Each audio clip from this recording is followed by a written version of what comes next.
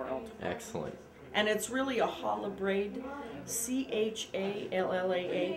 braid, and it's considered a lot of times a Jewish type of bread. Yeah. But the way I make it, it may not be exactly kosher. I'm not sure. When you Are you Jewish? No.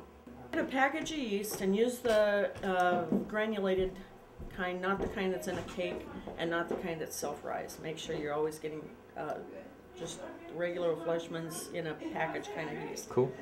You put that in a big bowl, and you add like a 1/4 cup of fairly hot water, but not really hot, because if you get too hot, it'll burn the yeast, and you don't want to burn the yeast. So it's more like pretty hot, you know, Okay. real warm.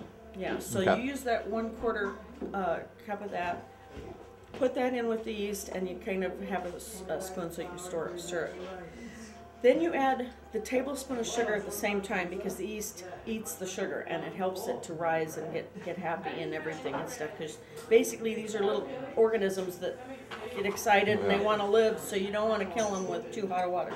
Once you've got them kind of squished, you know, stirred around, you add then a 1/2 cup of like lukewarm water. Then you can add 1 egg and just kind of beat it all up in the same time. And then you start adding flour. And the reason why I don't have an actual, you know, 2 cups of flour, 3 cups of flour, 4 cups, is because basically the liquid is only going to accept so much flour. So you basically keep adding until it, and then just keep stirring it in until it gets to a point where it's a little bit sticky, but you can almost get your hands on it and start working it. I keep turning it inside out of itself, kind of. And then there's a point at which you can tell you're actually able to really start making it into any kind of form or something.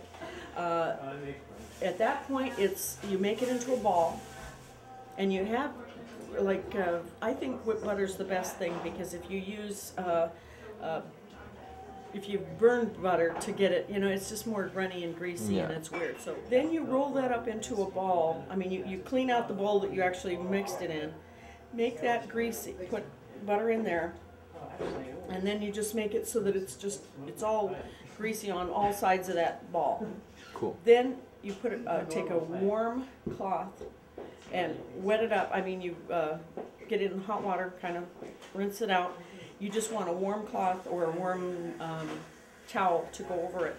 Put that in a warm place, would be like inside, after you've turned on the oven for like a couple minutes, just to get it a little bit warm, and you turn it off again, because you don't want it to be actually baking while it's in there. You just want to put it in there with that towel over it. So it makes it rise faster? Yeah, so the towel helps it kind of keep its own moisture in there and keep warm on its own. It will start to rise, and it'll take about 45 minutes to an hour to actually double in size. And when it gets to a point where it starts actually coming above the towel, then you do something called punching down the dough, and you just basically whoomp like that into the middle of the dough. That'll just whoosh, and all the air goes out real quick and stuff, but it gets it ready so that you can start, and then you divide it into 3 different pieces that are as equal as you can get them. And I just start rolling them like this, so that these real long, you know, they start getting to be little long things that just get longer and longer. And once you get them to about at least over, I would say 15 inches probably long, each one of them. The braid, okay. Yeah, each one of these long pieces of bread, once you've rolled them out. And I just do them in my hand. I don't have or you could do it on the board. Bowling, Then you put it on a cookie sheet. You have a cookie sheet that you've already put the whipped butter on, or, you know, totally greased cookie sheet. And you can take all 3 of those long guys, and then you just start lightly braiding them. Brush it with butter, and take the other egg. I've got 2 eggs on this. The other egg, you're not using the whole, you're not using the yolk, you're just using the white. And the white you put with a little water. Then once it's braided, and then you put that egg white mixture on top. That's what makes it extra moist. And you almost kind of try and put it on the top of it, but it'll go around the sides, which is okay. And then you bake it at 350 degrees. Oh, actually, that has to rise again.